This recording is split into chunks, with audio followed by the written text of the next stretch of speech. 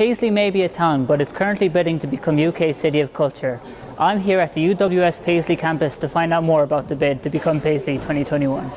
Hi Stuart, how are you today? I'm well, thank you. How are you? I'm good. What made you get involved in the bid for Paisley to become the UK City of Culture? Well, personally, I've been involved with the council for a number of years, working on it in its regeneration agendas, particularly for the town centre. And through that work, we identified UK City of Culture was a programme that was of real interest to us, and we understood that the potential of what it could do for the community, for the economy, and for the physical assets of the place.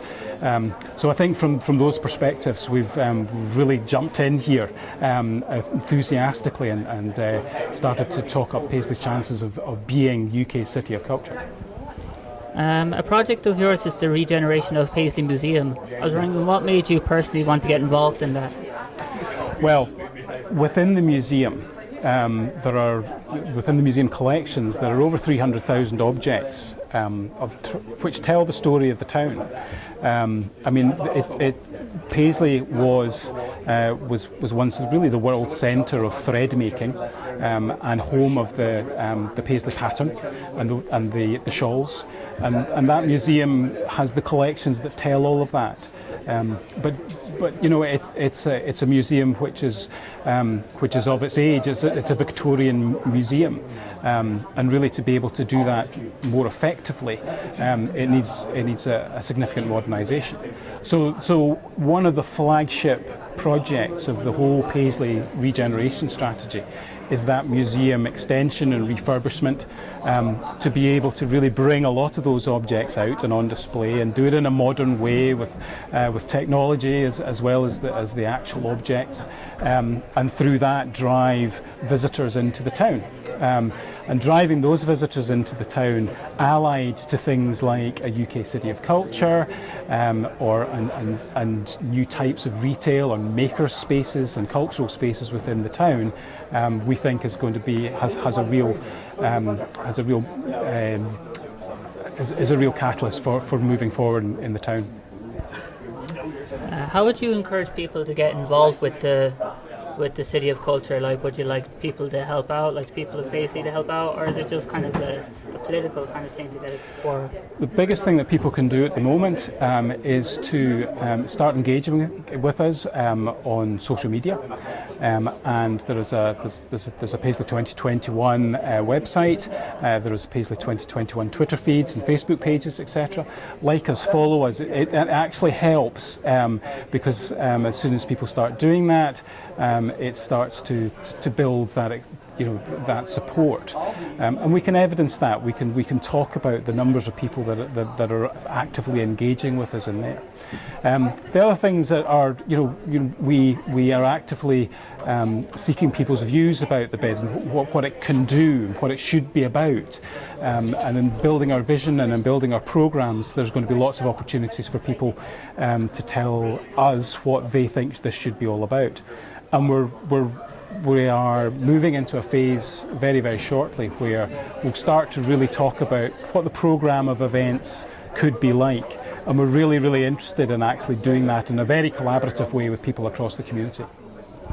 With Glasgow Airport being very close to Paisley, do you think that benefits you in your bid, like with tourists coming in and kind of the businesses that follow as well? I mean, having an international airport on your doorstep is a fantastic asset, and I think, to be able to maximise the benefits of UK City of Culture, it's about trying to pull people in from further afield. And having an airport right there with links all over the UK, Europe, and globally is a tremendous asset. You've also got to remember that Gilmore Street Station as well is here. It's the fourth busiest railway station in the whole of Scotland, and then we've got motorway access as well. So, we do not lack for some tremendous connections that to physical infrastructure that people can get to Paisley really, really easily.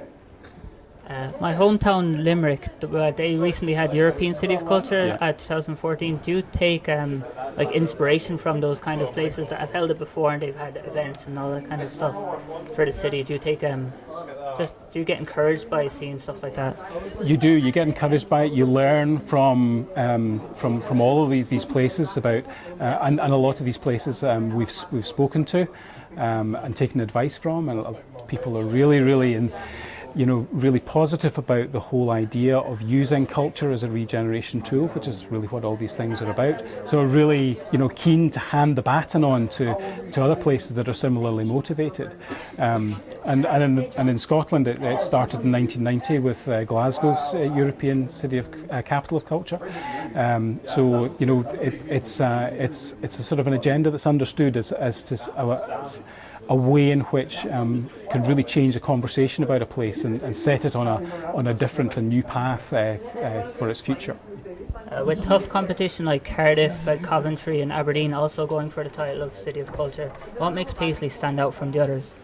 I think we've got a slightly different take on culture here. I mean, we've got our heritage and it's fantastic. I mean, the concentration of listed buildings that we have here and the heritage which goes from the medieval period all the way through is I think as good as any of them.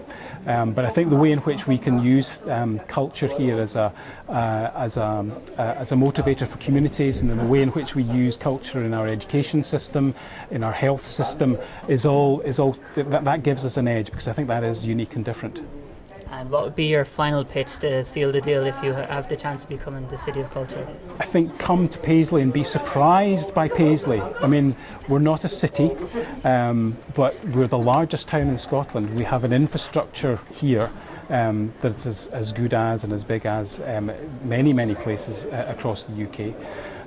We can surprise people, and I think that element of surprise could well be a compelling component of how we pitch ourselves to our judging panel.